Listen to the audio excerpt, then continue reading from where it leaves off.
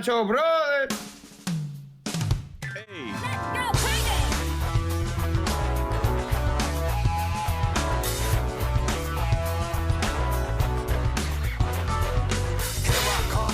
Oh, the rest of them. The best of them. Ladies and gentlemen, welcome back to the masknpatch Gaming Podcast. Bring it in, bring it in. What up, everybody? It's your boy Sinfanta and... Gnarly Marv, the brave wolf, the boss of the brave hearts, the brave-hearted brave wolf, the guy that needs a haircut.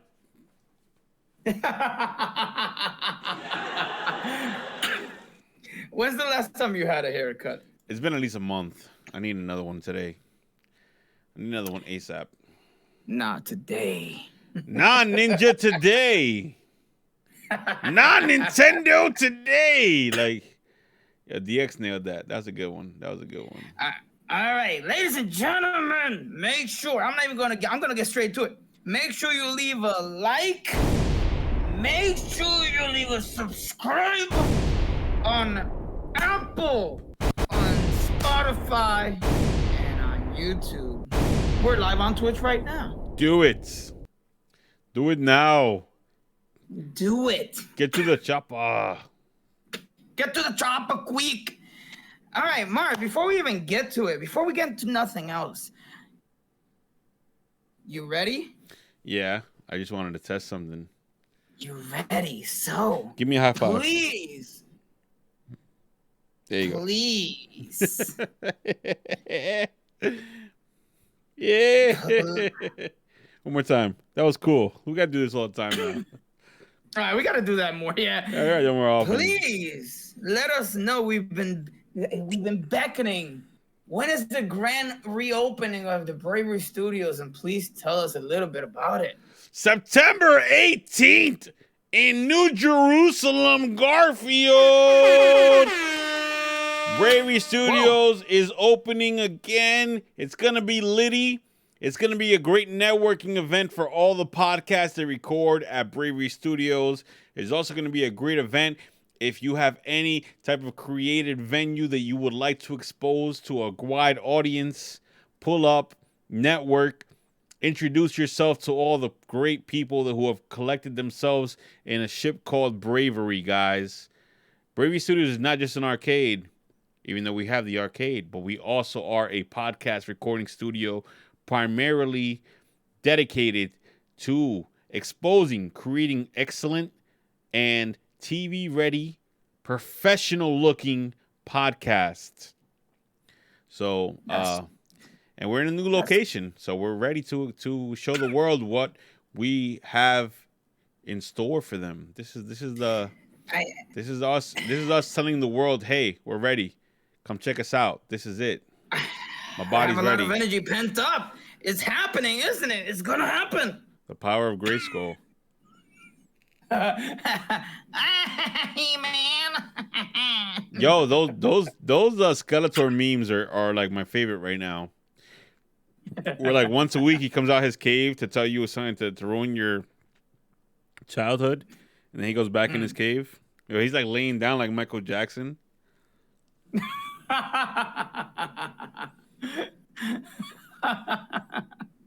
You know, I do remember that now. I love that. All right, so before I ask you, I'm gonna ask myself because I know you're gonna say a lot. But so, what have we been playing this week? Yeah, what you been playing, bro? Well, I'm still stuck on Pokemon Unite, but guess what? I have finally unlocked, thanks to the fans. I have unlocked No More Heroes 3. Oh, I have a lot to say about it. But what have you been playing? And the reason I'm saying that is because he's about to say a lot. Go ahead. No. I want you to go first. Tell me how many hours in are you already? I would say I got 19 hours put in, dude. You got 19 hours into the game already? Mm-hmm. You beat the game already then? I have. Let's put it this way: you should never give me a game that I want to play really badly, because then I'll just play it nonstop. The game is only 10 hours long. I cycle through that bitch. What the fuck? Okay, so what's your thoughts on the game so far? Okay, so I had already, when we talked before, I saw an individual that played. Hold on, let me take this out. I saw an individual that played the beginning chapters, and I quite thoroughly enjoyed it, simply because they were enjoying it themselves. And for those of you that want to check out what I said before, check out our podcast. That's in our Last week's you know episode. that's right. To add to that, there's further enjoyment coming from the style and whatnot. My gripe, the one thing that I hadn't encountered the whole time, which Marv mentioned, got so much worse later, is graphical fidelity drops. Frames were dropping left and right. Texture packs weren't being uploaded left and right. So it didn't happen to me in the first couple hours, and then it just started happening nonstop. And it really, if it wasn't because I liked uh the gameplay and the story, I would have instantly shut the game off, because it got bad. Like, and I'm talking about bad. So that's my biggest gripe out of anything else. Other than that, the positive is, I love the series. I love where it headed. I thought it was good. I already had like a notion of that, where the bosses were gonna be and head, and they weren't gonna head into like a big overarching story that I was gonna be like, oh my god, we got something. But I was kind of being optimistic. We didn't get what I wanted. I wanted much more than what we got. But fair where fair's due. There's a lot of variety within the game. It's kind of like a Saints Row of sorts, if you know what I'm saying. Like, it's a collective a variety of play styles that you got in one game, and ideas thrown together, sewn together, and for your enjoyment. And it works as always.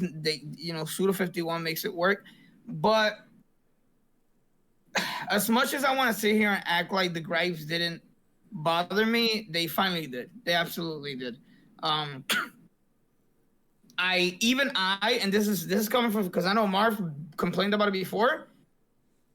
I understood the complexity of how much more layers came on onto the end, with different movesets, with different things, different mechanics. Still, I'm sorry, it was too much for somebody like me. No, like they could have done a little less and made it a little more lenient, a little more simplistic. I'm sorry, but in conclusion, I give it like if I'm sitting here just shutting my mouth and giving it a score, I would give it like a 7 out of 10. So That's still a really good score. Some people think 7s are bad, but I think that's a very average score for video games. Yes. So that's still bad. That's still a pretty good score. What I will say is, last week I hated the game. I love the style, but I hated the game itself. This week, I love the game. I wish I was playing it right now. I'm not gonna lie to you. I'm in love with it now. I wish I was streaming it right now, cause I had to unlearn everything from part 1 and part 2, and just like relearn all the mechanics of part 3. Also, one of the gripes I really had with the game was the fact that we're fighting all these aliens, and the aliens don't look that cool. They kind of look like Power Rangers villains. They all look like Power Ranger villains, and I was like, I don't really want to fight aliens. I want to fight like people who have like some kind of big backstory into why they fight, what they're fighting for. But I'm gonna spoil the game now for you guys that mute the podcast for like 5 minutes if you don't want to hear it. But as I was playing the game, a lot of the aliens Nazi time. Are you? I know you said you were gonna stream it. So if you're not in lurk mode right now, please mute the podcast for 5 minutes. 3, 2, 1. A lot of the aliens get killed off as a fake out that you don't even fight them, and you end up fighting a human that has a better backstory than the aliens. And I was like, I love this. Thank you, Jesus. I'm not fighting an alien from Power Rangers again. So, the first one, when you were supposed to fight an alien, and then some kind of cyborg ninja comes out of nowhere and kills him, and then he's like, no, you don't got to fight him now, you got to fight me. And then you find out that you are actually fighting your grandson from the future that came to the past because he heard about his legendary grandfather and he wanted to duel him at least one time. I was like, this is it. This is what's going to make me love this game. Keep doing this like 8 more times. Which I was like, they're not going to do this again. There's no way they're going to fake out 2 times in a row, 3 times in a row. I go to the next boss fight. Another fake out. You're fighting another character that's actually a boss from the previous No More Heroes game. And I'm like, yes, oh my God, I can't believe they're doing this. And you fight her at a concert stage where she's like a Lady Gaga type of pop star. And there's a rap battle before you fight her. Her and Travis are going back and forth on the mic. Oh my God, I love that. I was like, oh my God, that's amazing. More of this, please. More of this. And then they did it again. Like, I don't even want to get into the next one, but I was like, they are making me so happy that they're faking out almost all the shit I hated about this game. I was like, thank you, God. I got used to it. I got used to the Power Glove. They have techniques on the Power Glove that you know, they have like cooldowns on the attacks and all this stuff. And I learned it. I just had to unlearn everything from part 1 and part 2. I had to unlearn all that stuff and get used to the new game. And I knew it. I was like, even last podcast, I was saying like, I hate the game now, but in a week, my opinions will change completely. But I was right. Yeah, like my opinions are gone completely. I told you. Yeah, they're gone completely. Like, dude. I Also, agree with all one the... 1 second. Yeah, go Remember for it. where you are. I just had Alex Hero come through and drop 50 subs on my stream. Alex Hero, you are definitely a hero! You're the hero! You're my hero! Jesus Christ. Can somebody give a shout out? Alabama man! Alabama man! Shout out to Alabama man. Wow. Oh, yeah! Alabama, man! Alex Hero is definitely a hero. Continue, I'm sorry. Oh, my God. Those legs. Look at them legs. Look at them legs. They're amazing. Look at them legs. Look at them legs. They're amazing. But yes, if we're continuing, yes, I love No More Heroes 3 now. I had to adapt to it. I had to really get used to the new play style. I had to get used to the fact that the world map is not just point A to point B. Now it's point A to point B, point C, point Z, point X, point Y. I had to get used to it. And the open world still sucks. But part of the charm of the game is the fact that some of it sucks. Like, that's the whole point to it sometimes. Like, yes, this is an open world game, but guess what? The open world sucks. And I like the comparison you made to Saints Row. It is kind of wonky and wacky like Saints Row, but I almost feel like it's intentional, like that it sucks. Like this sucks on purpose. Like I feel like it sucks on purpose sometimes. So I have grown to love it. It's not my favorite No More Heroes yet, but I haven't beaten the game. I'm like at least 8 hours in. I think the next mission is the final boss for me, if I remember correctly where I left off. But so far, this week I love it. I love the game. I love it. I'm in love with it. Musical chairs boss. That was a good boss. The musical chairs. Bruh, I warned you that give it time, but it's not like a bad warn or a good warn. It's more like, I was just hoping and praying that that was exactly what you were gonna, You were right. You when were you, right. yeah, I was hoping that that was what you were gonna like because, um, I feel like everybody at the end of the day, and I see this really often nowadays, they wind up playing a game for like 5, 6 hours and go, all right, I know what the game's about. I gotta go. It's like, no. Yeah, if I gave up on it after 4 hours, because I was 4 hours in when I hated it. If I gave up on it at 4 hours, I would still hate it now, and I would have been like, that game sucks. I'm not touching it. But I gave it a few more hours, and I was like, wow, I get it now. Like I understand. Like it's everything works now for me, and I like it. I like it a lot. I like it a lot. Uh, so, how do you feel about the? Damn it! See, you already said you're a spoiler part, but I kind of don't want to do that on my end. Um, what you call it? How do you feel about the story so far? Um.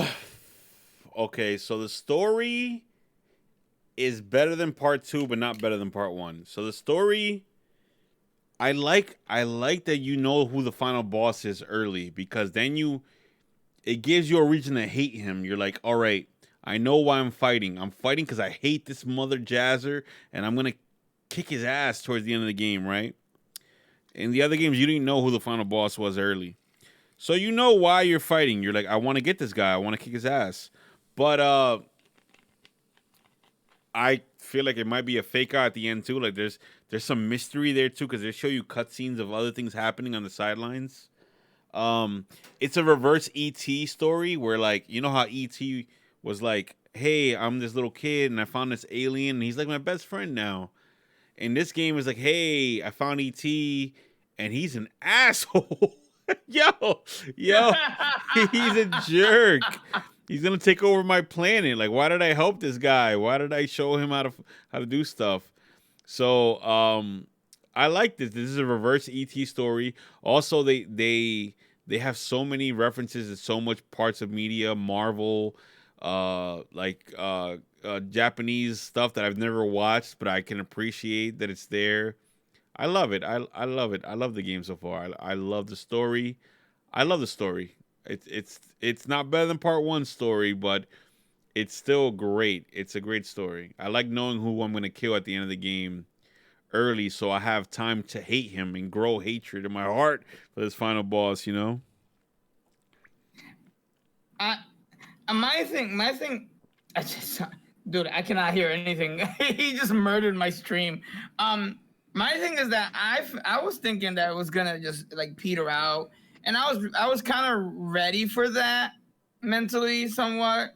I was just like, oh, okay, well, it's just gonna be like an arch for each character, and then in the end, all you defeat, and that's that. But that's not how it happened at all. So I kind of quelled my expectations, and um, for me, it worked for the better because like now I have an appreciation for it. The thing that takes points away from me is something that Rio said from Rio, yeah, right. Um, that a friend of mine said that maybe with a patch they can just iron it out. But some of the kings were really, really, really there for me at a certain point when I'm side questing and ish where Oh, I think I lost internet. Man, my internet's been bad lately.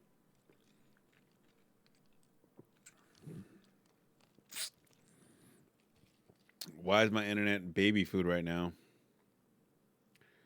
Are you gonna reconnect or nah? What's up?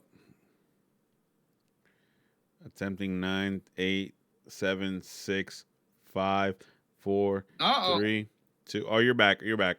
All right, all Sin. right. I lost you for a second. Tell me, you left off with some of the kinks. Say that sentence again. Yeah, so some of the kings for me were what you mentioned, and they kept happening. It's like I would do side quests, and it would drop frames. Like go to the toilets or the gators, and just go. Different areas of the game were dropping frames for me, and different texture packets were not being uploaded as they should. So that rubbed me the wrong way because it hadn't happened to begin with. So maybe I just need time to cool off because that was a really recent thing. And maybe if I could just get past that, I would definitely give it like an 8 out of 10 instead of a 7. But right now it's sitting at a 7. You know, Suda 51 games are never good as far as just gameplay wise. It's the kind of style that carries it, but I don't think you should, expect a patch at all for this game. This is not getting patched. This game is what it is, probably until it comes to like PC, which his games have all come to PC recently, so I think if it comes to PC it'll get better, but the Switch version is definitely not getting any patches or any updates. That's not what his games do. Suda still has that old school style of making games where what you buy is what the game is until you forever. The game is what it is. But I think you can find charm in the in the bad stuff in the game. You can find charming things about how bad the game is. So after a couple hours, you get used to it and you say, this is just how the game is. It sucks in this part, but it's somewhat intentional that it sucks here. So you just got to kind of get used to it, which it took me a while too, but I got What I got about it. what about the how you felt with the controls in the fighting aspect of it? I still think the controls are dumb. There's no point to jumping in battle. It adds nothing at all. If you play No More Heroes 2, instead of having a jump button, you have a melee button where you do, punches and kicks, and it feels awesome when you're doing like a sword attack, and then you switch from the sword and do a kick into a couple like freaking jabs, and you're like, all right, this feels really good. In this one, they replaced the melee button with, the jump button, and I still think it's pointless. I don't think you need it at all.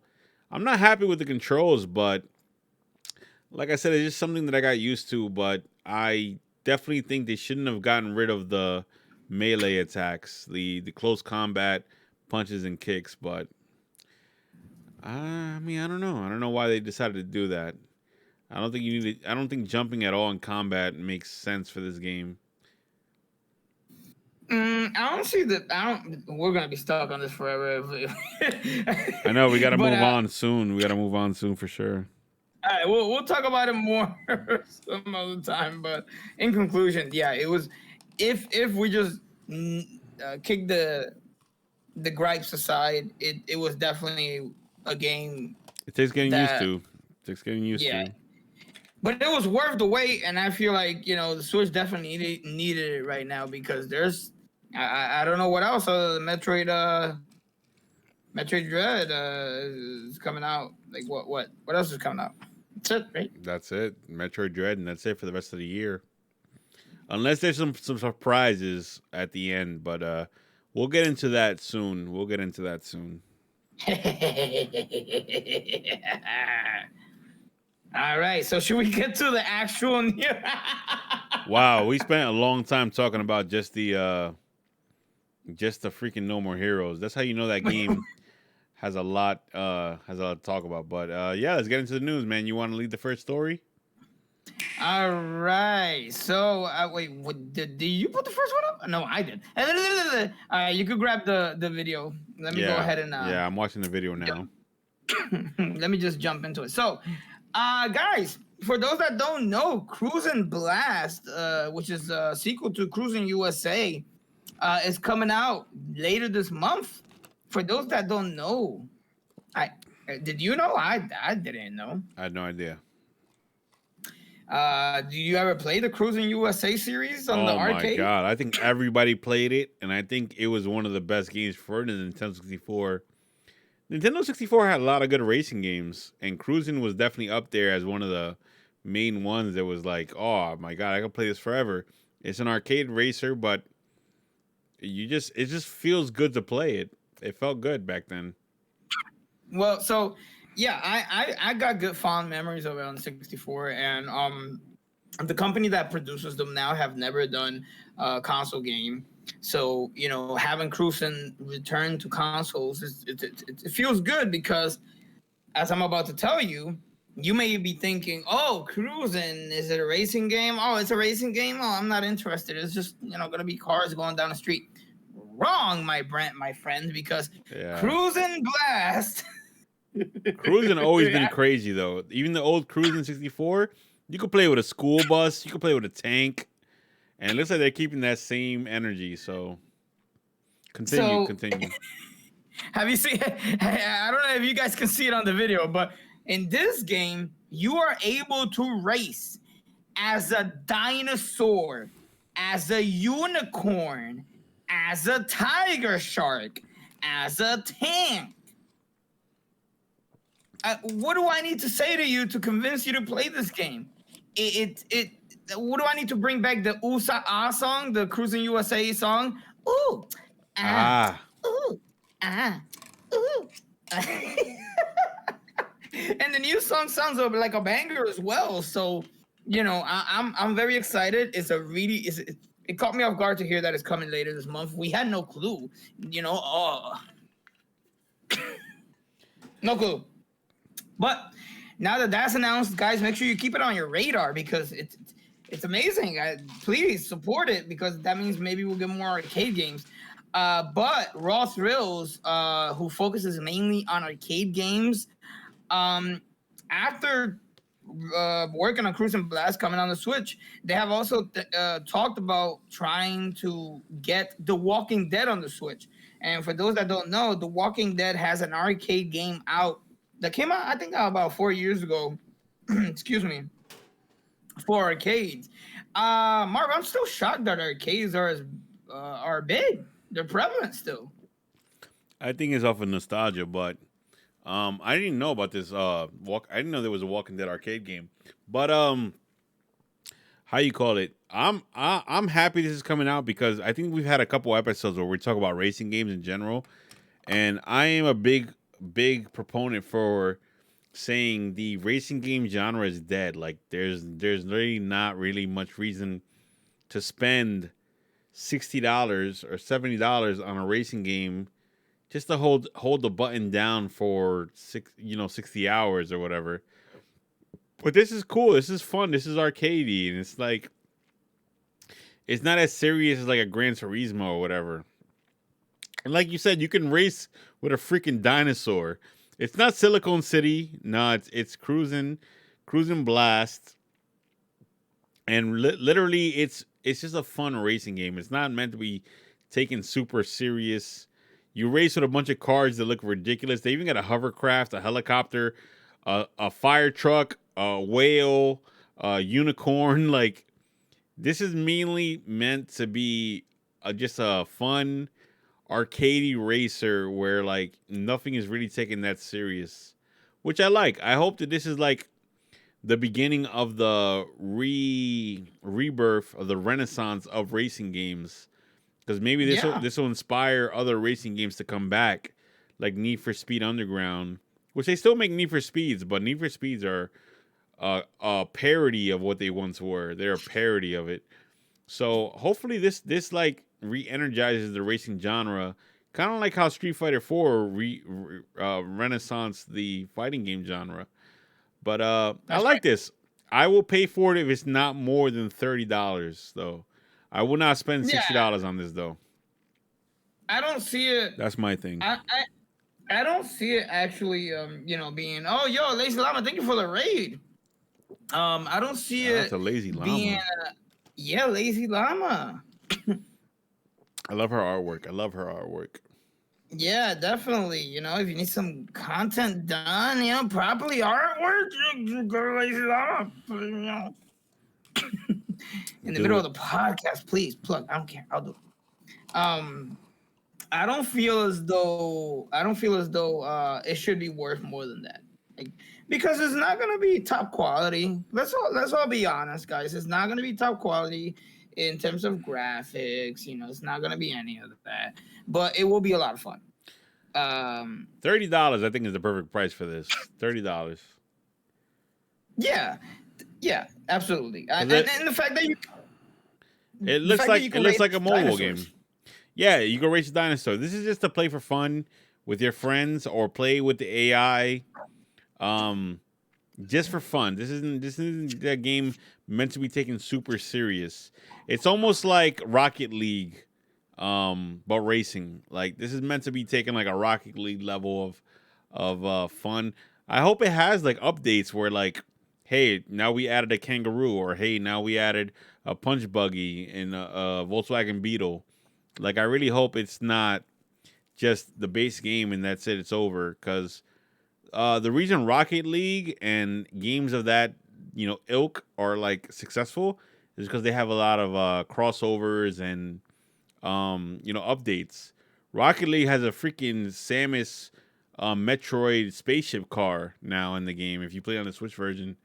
So yeah, I hope they add some online functions and keep it updating it and just have fun with a lot of things that you can do with an arcade racer in 2021 that you couldn't do in like 1999. I feel like that's the one worry I have because they did mention that online is a possibility, and when they talk about things like that, it just makes me go, That's hmm. scary. That's scary that they said possibility because if it's just the base game that you buy and it's over, then it's kind of like you're gonna be done with the game in like in a week or two. So if they update it, if they make online a thing, then I think it could survive for a while. I think it could be something fun that Switch players can play for a while. What's good, Mark? Shout out to Just a Tiger thing.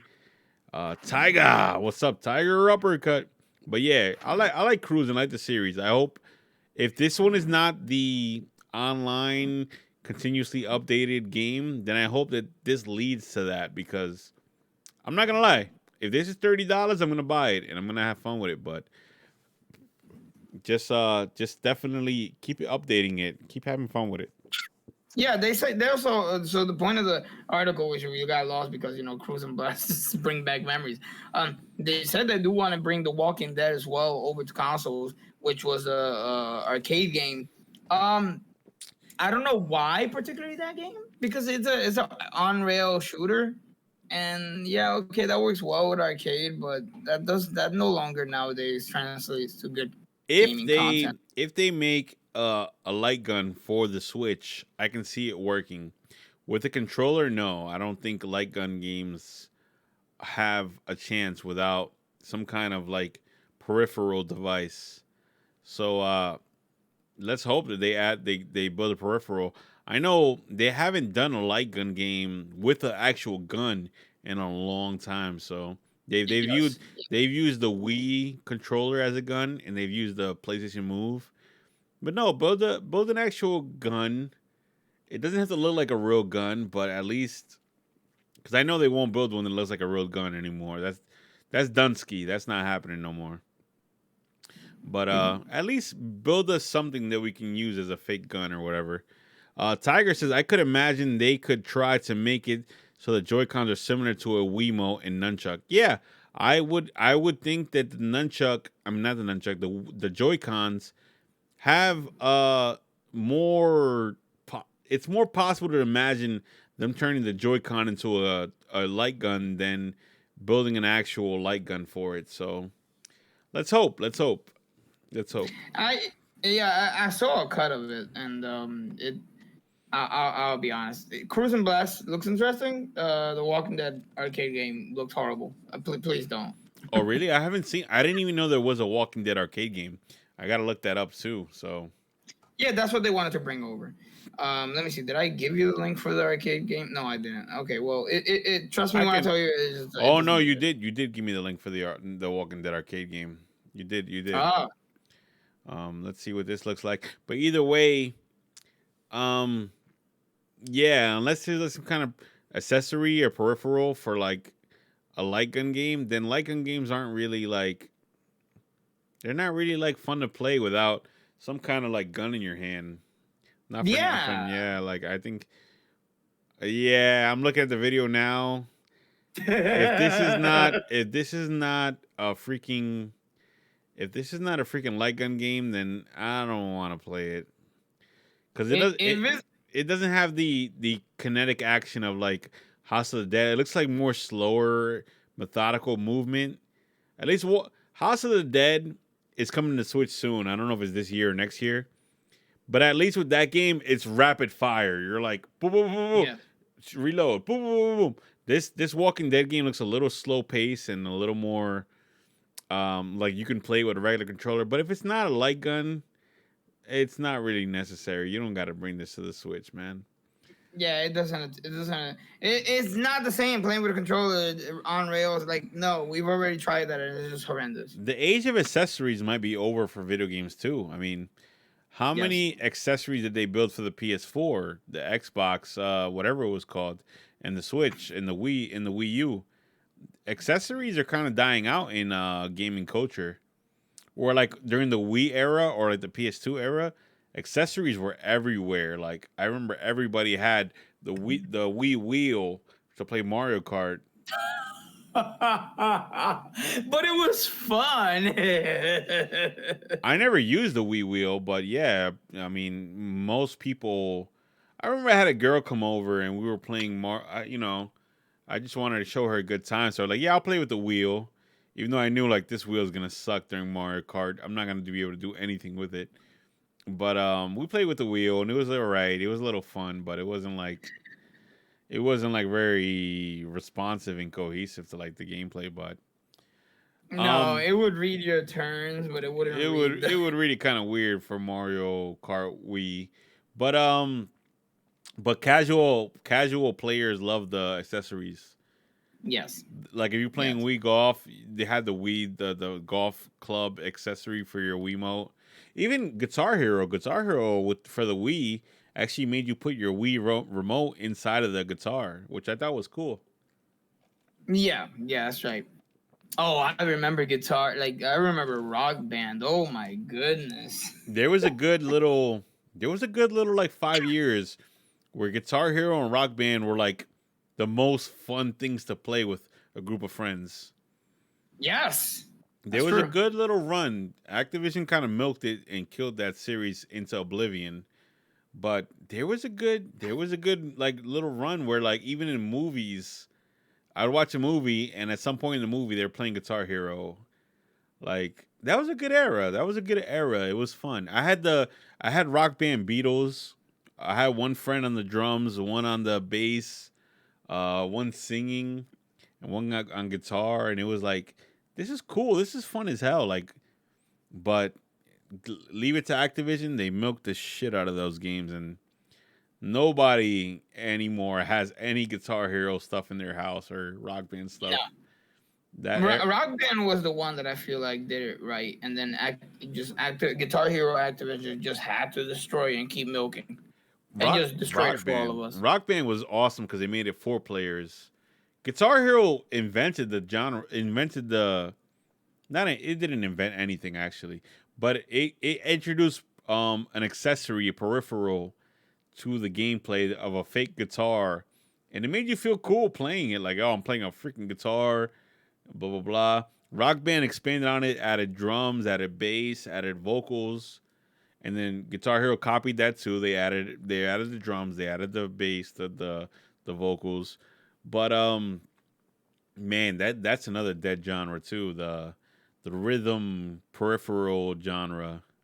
The nail on the head was when they came out with a guitar that had the actual strings to pluck. Yeah, it was over by then. They were too late. Like, yo, that would have been cool in the beginning, but we're like 27 games in, and now you want to introduce real guitars into Guitar Hero. No, bro, like it's over. Even the Tony Hawk game that you had like the actual skateboard underneath your feet to play it, that was influenced by Guitar Hero, and that was another disaster too. That killed the Tony Hawk series. Guitar Hero killed a series that they're not even like really a part of. That's right. Guitar Hero was a nightmare by the end of the Guitar Hero run.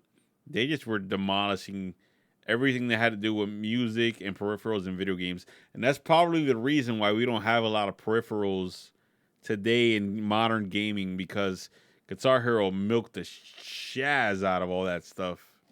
Oh yeah, they made so much money out of it. Off the plastic itself, they made a lot of money. If you bought a Rock Band set with the drums, the guitar, and everything, that was like what, $200? Mm-hmm. I did it. I might be way off, but from what I remember, I think if you bought Rock Band with everything, all the instruments, it was $200. It was expensive, bro. I bought the big box that had the drum Yeah, kit and yeah. So like, Mm. yeah, once you spend $200 on a video game, one video game with 20 songs, it was over. Like, you don't want to buy DLC for that. You already spent like $200 on just the instruments. And people still did it. They still bought songs. It's crazy. It's crazy. But yeah, so back to the thing. That in conclusion, I don't think they should be looking. The developer should be looking to bring this Walking Dead game to Switch. Please don't. Cruise and Blast looks like amazing, guys. Check it out. And yeah, we have more of it on the way. You want me to jump to the next one? Let's go to the next one, brother. All right. So this is I put this backwards, but before we talk about it, Nintendo's already offering refunds for Sonic Colors Ultimate. Gee, I wonder why. Well, we're gonna cover it. So Nintendo of America is giving refunds to those that have purchased Sonic Colors Ultimate, because all of a sudden now the game has came out, and mainly this Sonic Colors Ultimate for the Nintendo Switch has been found to have game-breaking bugs and glitches. Going over to VGC, they report that fans report soft locks, crashes, virtual issues, and more on release day. They're like, so there's no patch already. There's nothing to help, and so people are already looking for refunds. The issues, which appear to be mainly affecting the Nintendo Switch version of the remaster, includes severely glitched visuals, players falling through what is this, Sonic 06? Falling through scenery, soft locks, crashes, and more. Quote, don't tell me people are actually blaming the Switch for this when it can run literally on any other Wii remaster or port with absolutely no issue. This is entirely on Sega as usual when it comes to Sonic. Sonic Colors Ultimate is objectively the most broken Sonic game ever made. Not even Boom or 6 was this bad, claim another Twitter source. We've asked Sega for a comment on the reported issues and asked if there's a patch planned. They haven't said anything. And then in the link that we'll provide on below later, we see a gang of glitches, such as lighting effects, falling through sceneries, looping effects, and so on. I am extremely upset about this because this is one of the best games that Sega did for Sonic. And Sonic was on the up and up, and now they just already soiled the good name with one of the games that was objectively so good. How do you mess this up? Well, Marv, what do you think? I'm just like, yo, this game is like 10 years old. You're porting it to a more powerful console. How did you mess this up? This is easy. How did you do this? It just goes to show that I think Sega does not care. I think Sega will release a Sonic game around holiday season just to get the money, even if it doesn't even work. How do you mess up a port of a 10-year-old game on a more powerful console, and it plays worse than your games that are like ranked as the worst games of all time? I don't know, man. Like, I love Sega as a company. I love their games. I love a lot of their franchises, but I feel like they don't care, bro. They don't care a reputation, and they don't care about legacy. I say I legacy very powerfully because it's like they could have hold off on this and released it later and let it be an awesome port. But yo, the fact, trust me, they test play all this stuff. They have test players. They do not care about the legacy of their mascot, their most powerful character. Like, yo, there was no reason for this, Marv. The movie was doing great. It is doing great. They got a sequel coming. The game came out and it runs mostly well for all the other platforms. They had ample time when nobody was rushing them, and the game, from all intents and purposes, is just an enhanced port of the Wii. It's not a proper remaster, which means they have the coding. All they did was carry it over. They just had to proofread it, make sure it ran fine, and go. So it really wasn't even that much work they had to do. And apparently, the presentations where it suffers the most. Um, why? Why is that it only runs at 30 frames per second? The Switch is stronger. There's no excuse. They just decided to just shoehorn it in there, push it in there, and go. Like, make me money. I feel like Sega doesn't care, bro. Sega does not care, bro. They're that company doesn't care. And this is their Mario, you know what I'm saying? This is Yes. this is their Mega Man, Yes. you know? They don't care, bro. Like it's like they'll have one good Sonic game every 10 years, but everything surrounding it will be garbage and not play well. I don't know, man. I don't know why they're like that. The reason I'm so upset about it, Marv, is because I love Sonic. I've enjoyed it even through the worst of its games, other than Sonic '06. That game shall not be mentioned. Sonic Boom was horrendous, but I at least gave them a shot because they were trying something new. Sonic Colors was amazing. Sonic and the Secret Rings was them trying to get Sonic adapted to 3D, and they somewhat did it properly. Sonic and the Black Knight was the most atrocious thing they could have ever done with Sonic, and if anybody says otherwise, fight me. So, if they've already had formulas that have worked, that we've liked, such as Mania, such as Colors, such as Rings, why not keep that formula going? Invest just a little bit and you get that money right back. The fans are still here, but guess what? We're getting older, and it shows that the younger generation are not willing to put up with it because the people that are reporting this are actually the younger generation, not us. So Sega is heading down a really dark path, and if they keep it up, I don't know what to tell you other than Sonic is gonna meet rip. Bro, Kraken just said they are no longer about that effort to please gamers now. It's just that they don't care. This game worked really well 10 years ago on the Wii, which is a very underpowered console for its time. Now you have a more powerful console and you're like you're having issues with a game that people loved. Sonic Colors was one of the games where people were like, "Yeah, Sonic's back. This is Sonic Colors. It's It's so good. awesome. It plays really well on the Wii, which the Wii was very underpowered for its time. How do you mess this up, bro?" It was so good. This was a money grabber. They could have easily got a profit. By the way, and I mean this from the bottom of my heart. Thank you to everybody that's coming to the live stream supporting Marv. Shout out to everybody that's here commenting and enjoying our podcast. Make sure you show up to the live streams and to the podcast as well. We really appreciate it. Um, but yeah, so they could have just made this because this was a no brainer. Minimal effort. They couldn't even do that. Just make the graphics better. You definitely have the code for the game because you released the game very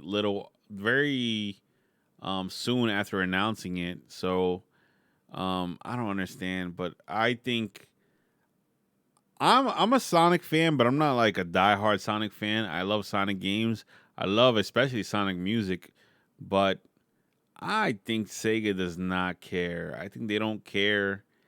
They are always gonna be like, hey, if it's holiday season, if we can put out a Sonic game around sometime around Christmas, let's put it out, good or bad, because people are gonna buy it no matter what, because people already love Sonic. And bro, they don't care, bro. Like for every Sonic Mania, for every Sonic Colors OG, for every Sonic, what's the one with classic Sonic and Sonic Mania, which was so good. Sonic Mania. But what's the one that's like the celebration of Sonic? I think it's called. I don't even remember the name. Was it the Sonic Generations. For every Sonic Generations. Oh yeah. Generations. That's right. Sonic. For, I'm sorry. For every Sonic Generations, for every Sonic, that's good. There's these in between games that are just complete garbage glitch fest,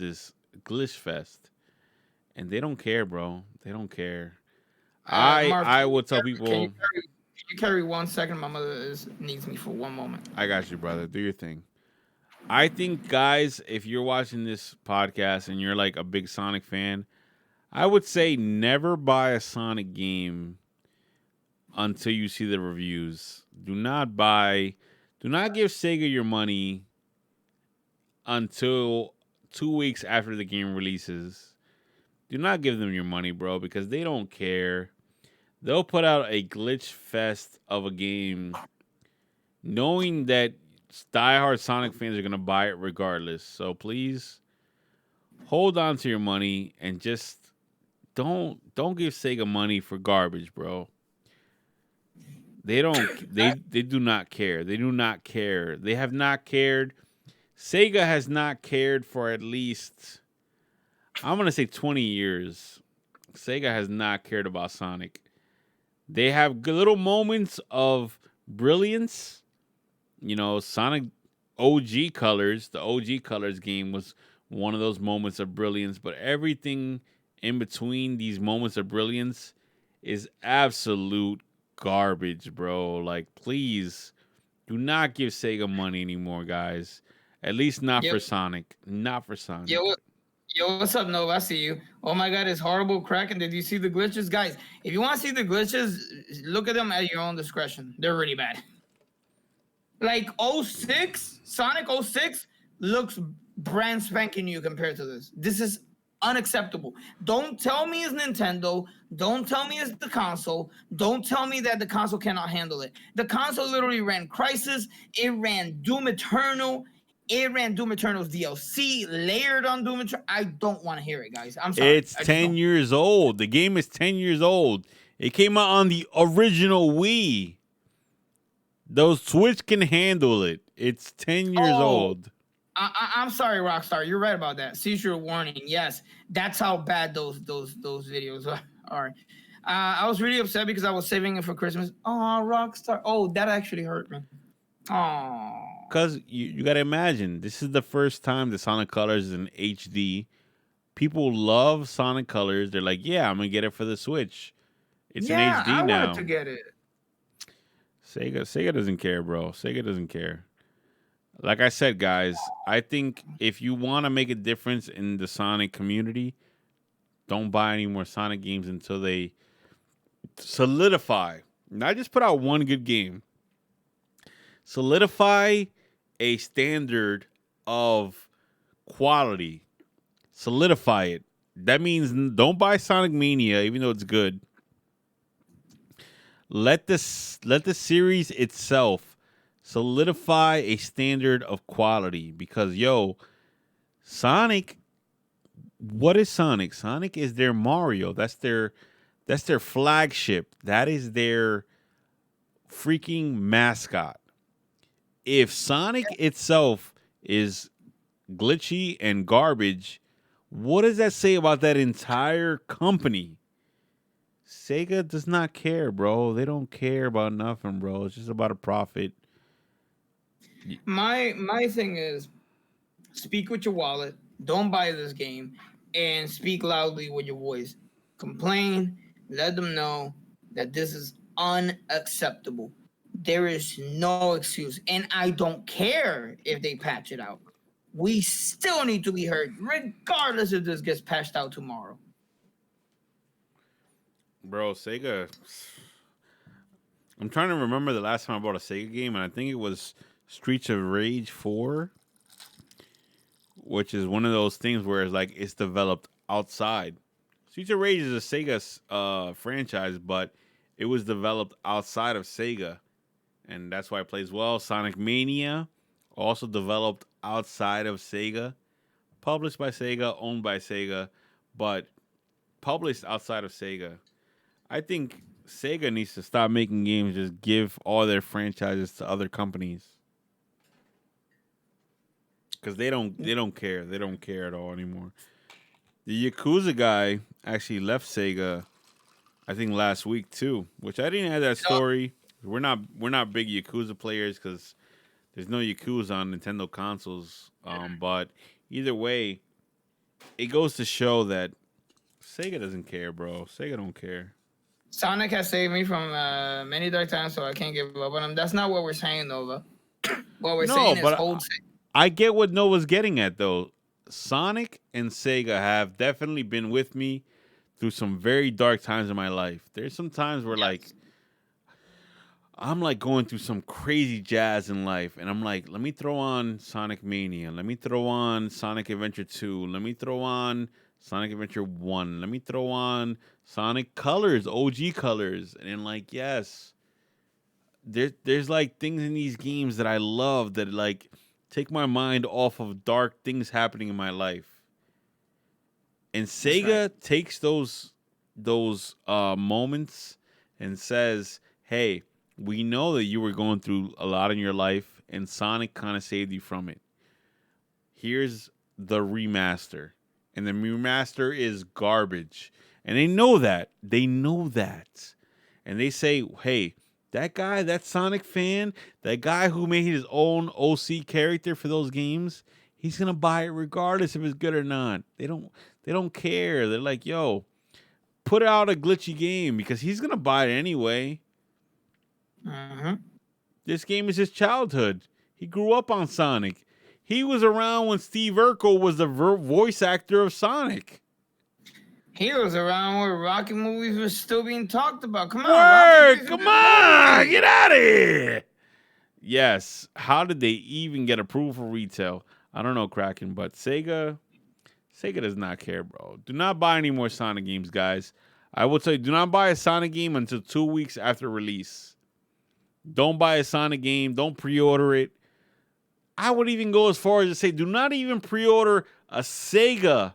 Anything that says Sega on the cover, do not pre-order it. Wait 2 weeks after release date. It's kind of how I feel with the Pokemon series. Like, you know, Pokemon always makes me feel like a child. It brings me back to my childhood. And when Sword and Shield came out, I bought them used because I didn't want the money to go to them because I wanted to speak with my pocket. And, you know, unfortunately, it's still sold as great as ever. But here's the catch. For some reason, the company is listening. They just announced that they're coming out with a really mature anime series, miniseries, which is called Pokemon Evolutions. That wow! And then Pokemon Legend Arceus is for a more mature audience. Well, wow. Well, why can't Sega do that? Like, put more investment to those of us that have been here for a long time. That's my point. And I'm with it. I'm with it. You know what I'm saying? All right. Give your money to things you know are quality. Yes.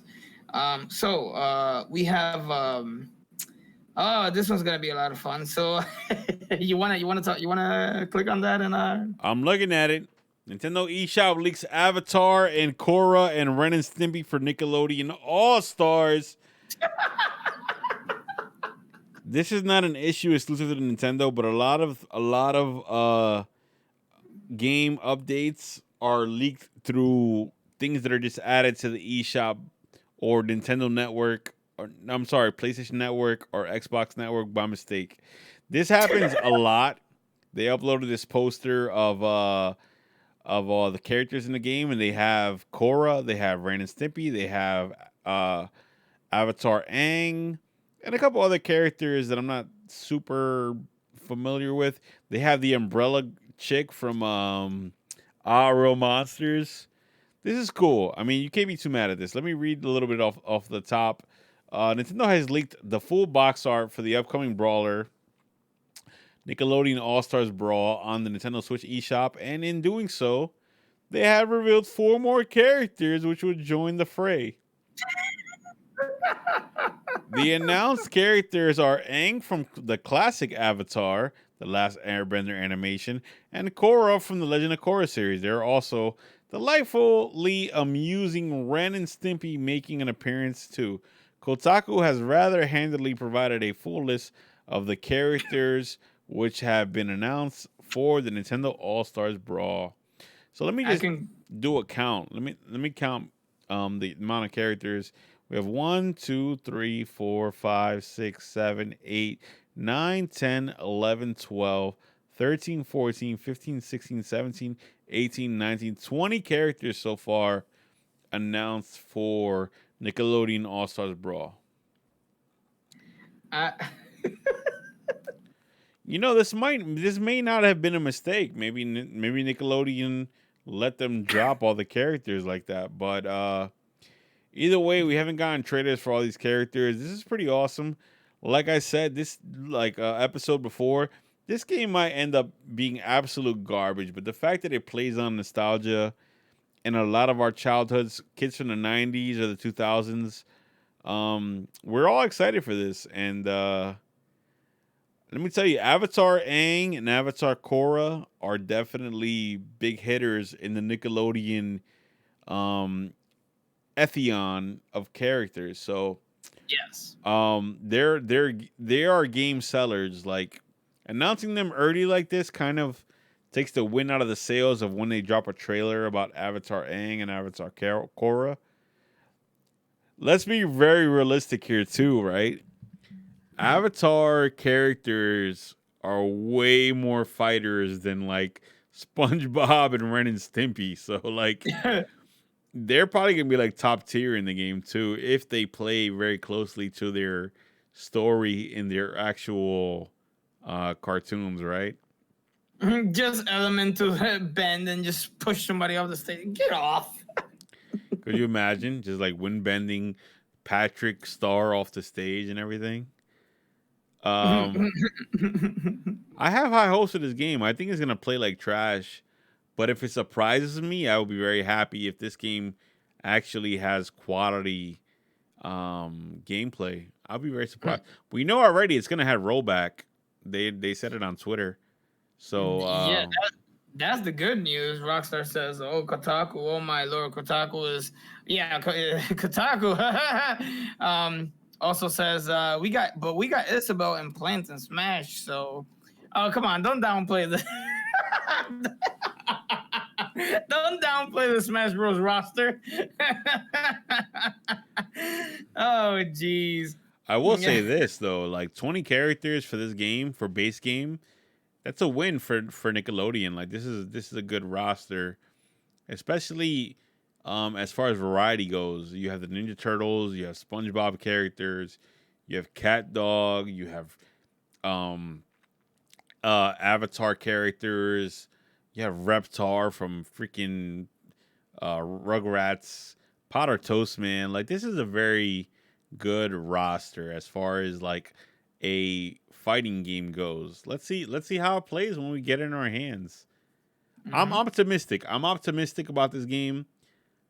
I'm cautiously optimistic though. Like I know that every other Smash clone that I played has been absolute basura, like garbage. Like I've never really liked any Smash clone ever. I don't like Brawlhalla. I don't like what's the other one? Any other Smash clone that I played, I hate it. Especially PlayStation All Stars. You remember that jazz?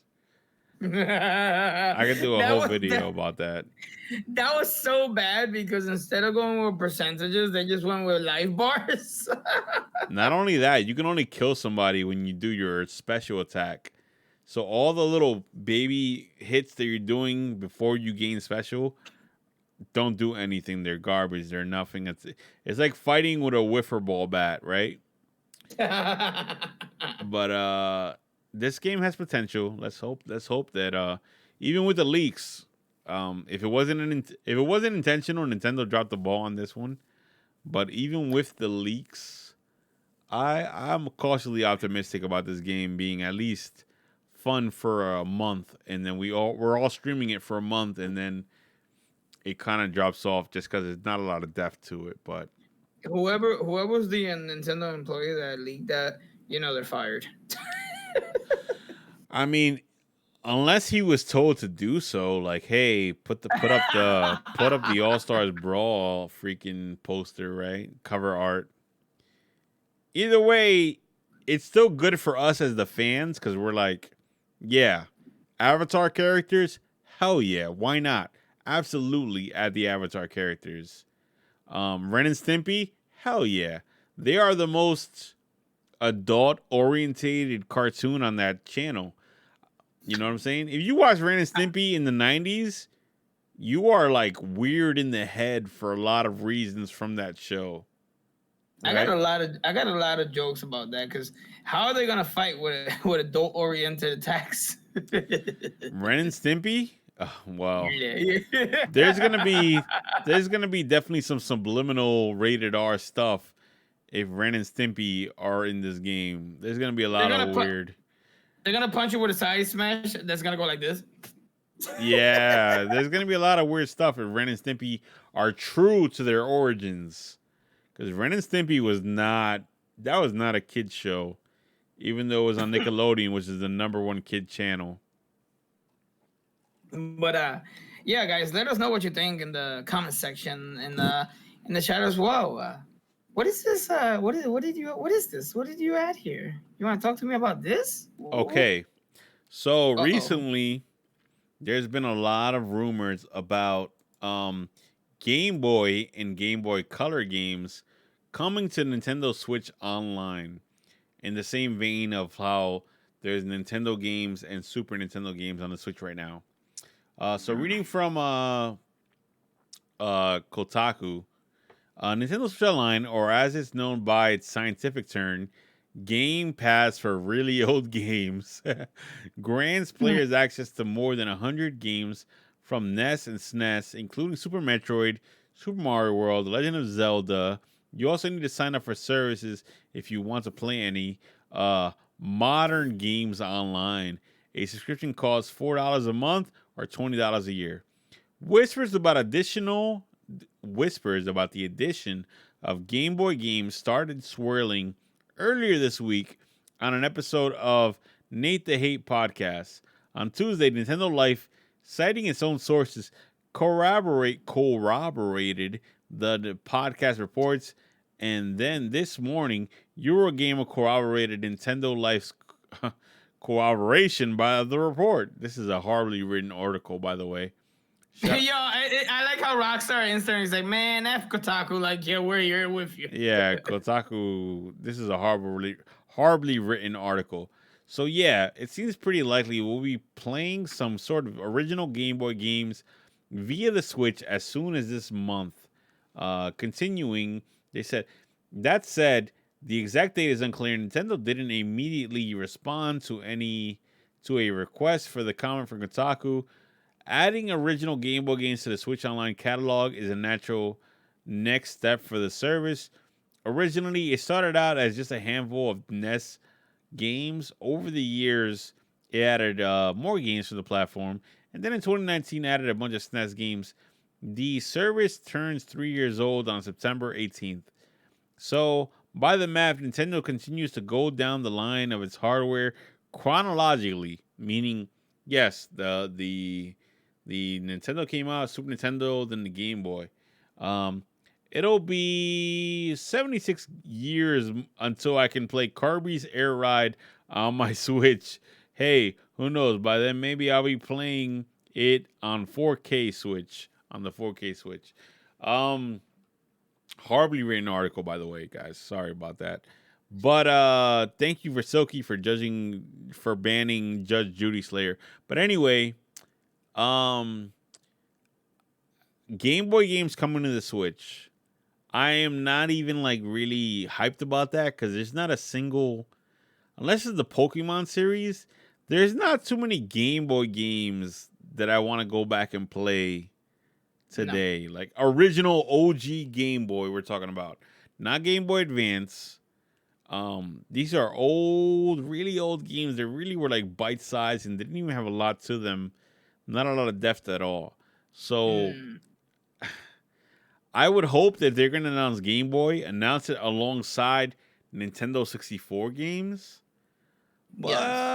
But if it's Game Boy by itself, and we're talking about only Game Boy and Game Boy Color, I'm not too hyped for that. Sin, what do you got about this? I'm in agreement. There's about 5 to 6 games that come to mind from Game Boy that I can go, oh, I would want to play that because there's no other way to freaking play it. But other than that, no. The point back then of Game Boy and Game Boy Color was the fact that you can play games portably that you couldn't play portably, because you couldn't have a portable game.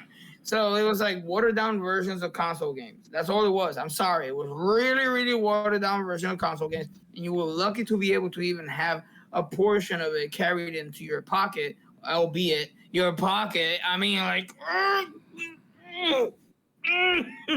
your pocket. Yeah. And only until, like, I would say the Game Boy Advance SP era did games come to fruition that have nothing to do with the consoles, and it was more like, okay, well, we have our own games that are coming out for Game Boy Advance SP or Game Boy Advance that have nothing to do with consoles, and I could name a couple, but I won't. It's just no. It doesn't attract me whatsoever. And knowing Nintendo, they're probably just gonna set it at full price. Full price being, 10, $20, like for a game that should be like a cent. Word. So I'm no, not. I'm not even. I'm not even. This is not even like exciting for me. I wish it was Game Boy Advance also, because Game Boy Advance has games that are like really in depth. They're good graphically. They're somewhat modern in the sense that they have save files. Um they have some 3D games for Game Boy Advance and everything. But just Game Boy and Game Boy Color, I'm not really big on that. What do I want to play? Super Mario Land 1 and 2. I can see myself playing if those games come. I can the see myself Wario games. playing the Wario games. And I can see myself playing the Pokemon games. Red, Blue. What was the other ones? Crystal, Silver, Gold. The That's Kirby game. the Kirby games. And then That's that's it. it. That's it. Everything else for Game Boy, OG Game Boy, was just kind of like nothingness. There wasn't really a lot of depth there. So those are games that would cost like 50 cents if you bought them on like the Wii shop channel or whatever. So like yeah, there's not a lot there to get excited about. There's really not. Um No. so I hope there's something else here also. I hope it's not just Game Boy Color games and Game Boy games.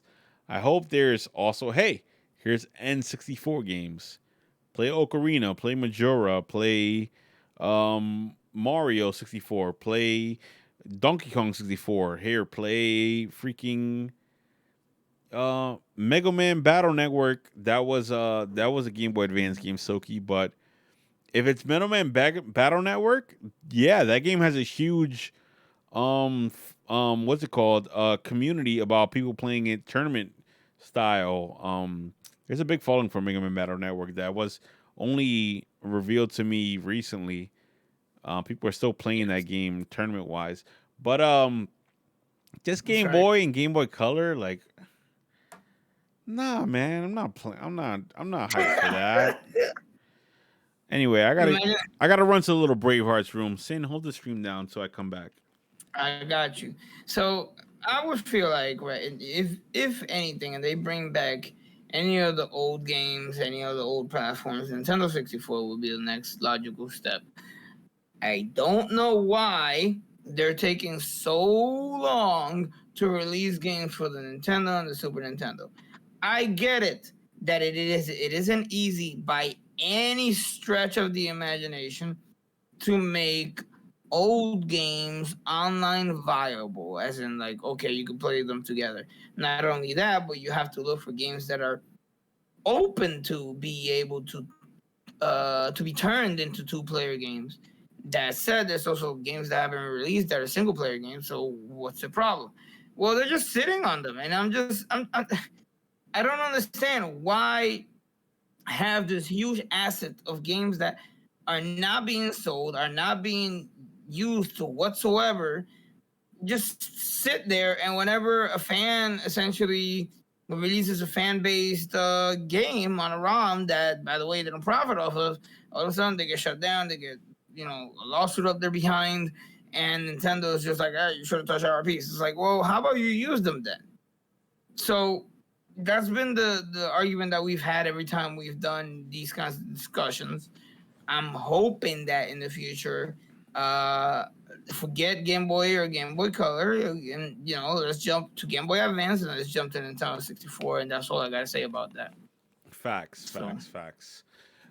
Yeah, not exciting at all news, to be honest, at all. So when it comes to let's see what happens. But it does lead us into our next topic, which is there's rumors there is gonna be a Nintendo Direct in September, which hey, we're in September already. September 5th right now, 6th or whatever. It's after 12 maybe in 2 minutes.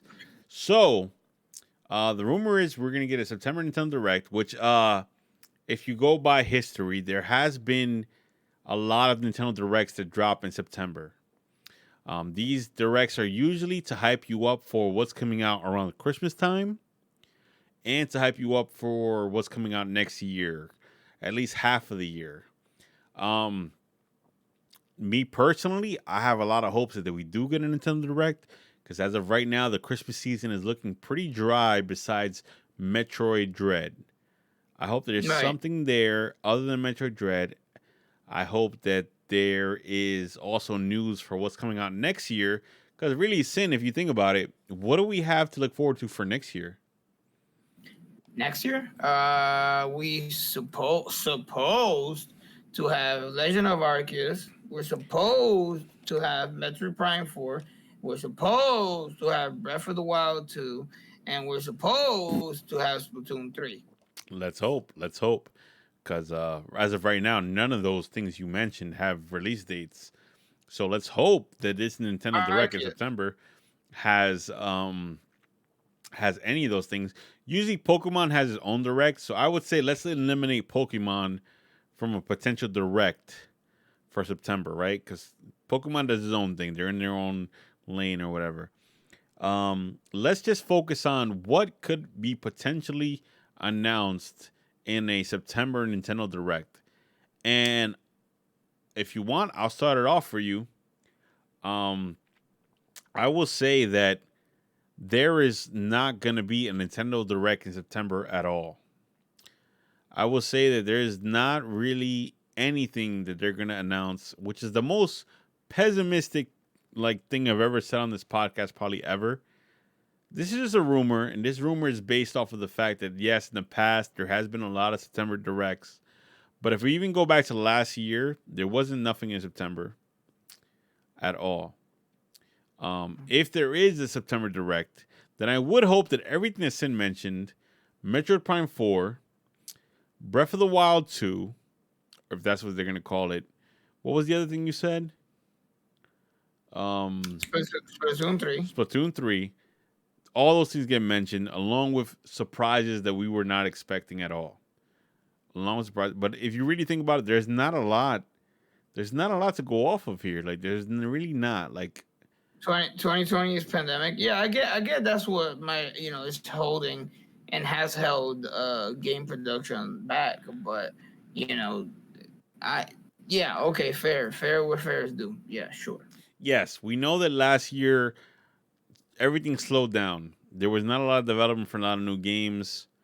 But even in general, there wasn't a lot. There wasn't a lot even planned before the pandemic happened, I would believe. Could we see Bayonetta 3? Bayonetta 3 was announced, almost 5 years ago. We've seen nothing about it. We've seen nothing. If they were smart and they know that the pandemic has been holding all of us hostage. Why not just do, not like Sonic though, not like Sega, but just re-release older games, and it wouldn't take that much work. Just coding a little here there, 5 or 10. Well, But the no. the rumor is that they have the Metroid Prime trilogy, on deck, ready to go whenever they want. And that's the rumor that they can just press a button and that game comes out. And that will hold me down for a while. That's Metroid Prime 1, Metroid Prime 2, Metroid Prime 3. The three 3D Metroid games could come out sometime next year to hype people up for Metroid Prime 4. Is that going to happen? I feel like that would have happened already if it was going to happen. I don't know if I do not know if there's any sensible reason to hold back on that before Metroid Dread, because even those games would have hyped up Metroid Dread as well. Like that would have been a good thing to have early this year in 2021, because there was we were kind of dry early this year. Besides Monster Hunter Rise, Yes. there wasn't a lot on the Switch early between like January and July. We were having a very dry season of Switch games not coming out at all. Um, I only think that if there is a September Direct, it's going to be a surprise all around. Like, there's only going to be things that we have no idea or could not have predicted coming out. What would I hope for? Like Sin said, I would hope for Breath of the Wild 2 news. We got something early last year of like we got to see him going to islands in the sky and things like that. Let's find out more about the story, like what's going on story wise in that game, right? Because we don't know really much anything besides that Zelda fell down and Link is going up now. Oh, what about Rayman Rabbits? Raymond, Mario Battle Kingdom. Like, that game okay. was If good. you're talking about Mario Battle Kingdom, then yes, we saw a little That bit was, of it. We saw a little bit of it. We could see more at a Nintendo September Direct. That's a next year game. But I feel like that would be more like saved for January. I don't think. I think the focus, if there is a September Direct, I think the focus would be have to be on Christmas season games. And Mario Rabbits 2, that's kind of like I feel like that's next year. I feel like that's nowhere near in this season of games coming out. New Punch Out. Oh, that's such a good opportunity. That's such a missed opportunity that they don't release a new Punch Out game on Switch. Let's see though. I mean, to be honest with you, for the first time ever, I would rather have them port the Wii version of Punch Out to the Switch. Yes. Yes. You don't Yes. even have to Yes. make a new one, because for me, Punch Out on Wii looked so good. I would love to see that game in HD. Yes. I would pay money, good money, to play Punch Out in HD, because on the Switch, it looked good. And the Switch didn't even have HD. Imagine if they bring Punch Out Wii to the Switch, a couple more characters, some more secrets, and freaking update it a little bit, make it new almost, because a lot of people did not play Punch Out on the Wii. Did you Yeah. did you own Punch Out on the Wii? I loved it, but I never actually paid for it. I never brought it. I never played it. Yeah. I owned it. I played it. I thought it was amazing. Yeah, I would love Punch Out remastered for the Switch. That'd be awesome. That'd be awesome. But I would also appreciate if they had console controls for it. As much as I love the little motion things, I don't want to be moving my arms all the time when I play fighting games or just games in general. I'm kind of over motion controls in general. I don't even touch motion controls for like No More Heroes, and the game starts off by telling you, "Hey, play this game with motion controls. It feels cooler." Nah, I'm good. I'll play with the buttons. I I thought, and I still think that the day for motion control has passed. The thing that they keep sleeping on is the HD Rumble. I don't know why. Keep it up. We're gonna freaking this. It's gonna like flick past us, and I'm just gonna be upset about it. I see it happening.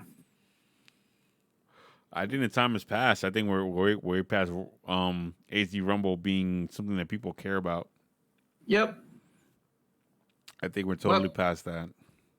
But yeah, in conclusion, I would say right now, if after No More Heroes 3, the next best step for me personally to look forward to is Legend of Arceus, and that's about it. Because I don't have any other game that I'm thinking in my head. Oh, Metroid Dread. Whoa, I was Metroid, just gonna say that.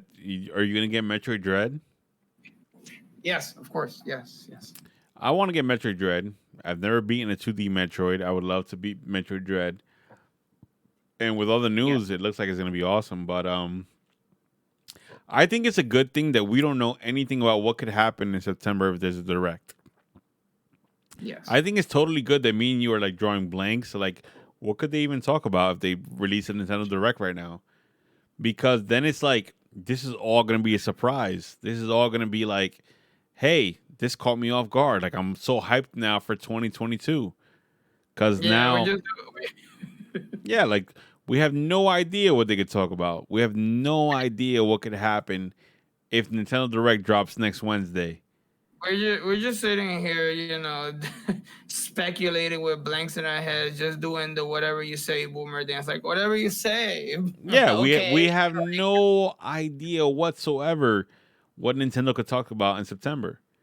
But hey, that's a good thing because that means they could surprise the jazz out of us. What if we get a new F-Zero? What if we get a new freaking Star Fox? What if we get a new freaking I don't know what, Kirby? I mean, Star Fox, that'd be nice.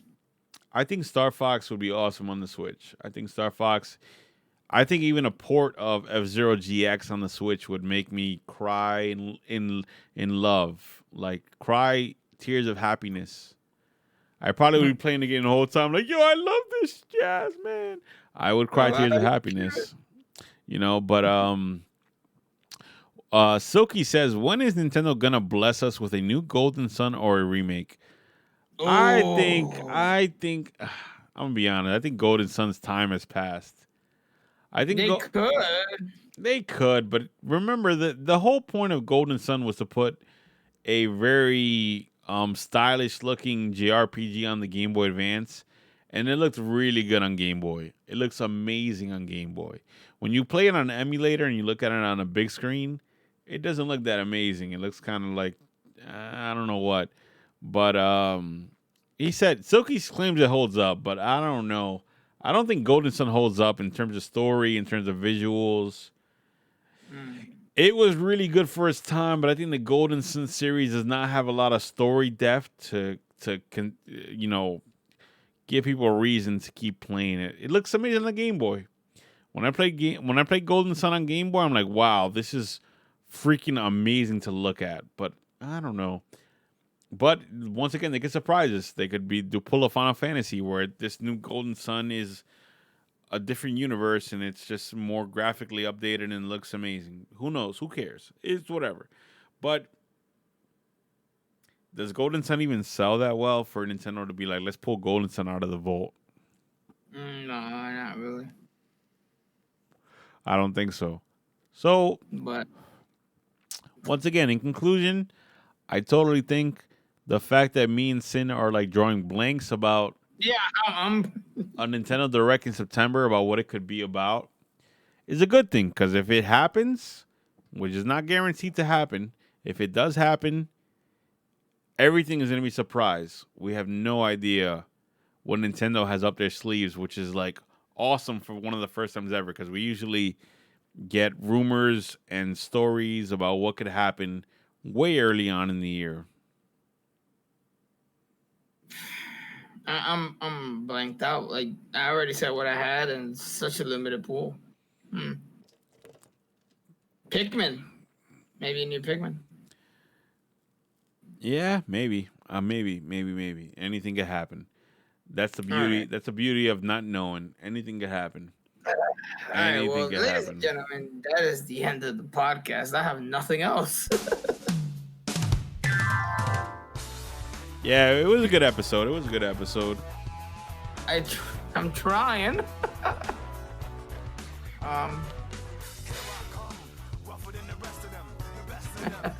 You're a handsome guy, Sin. You're a very handsome guy. You know that? You as well, my good sir. But Does No More Heroes really sell though? No, but No More Heroes is not made by Nintendo, so they're not worried about. Nintendo's not worried about how. Actually, hold up, run that back. No More Heroes has been selling very well on the Switch recently. I think it's in top 10 sales for all Switch games.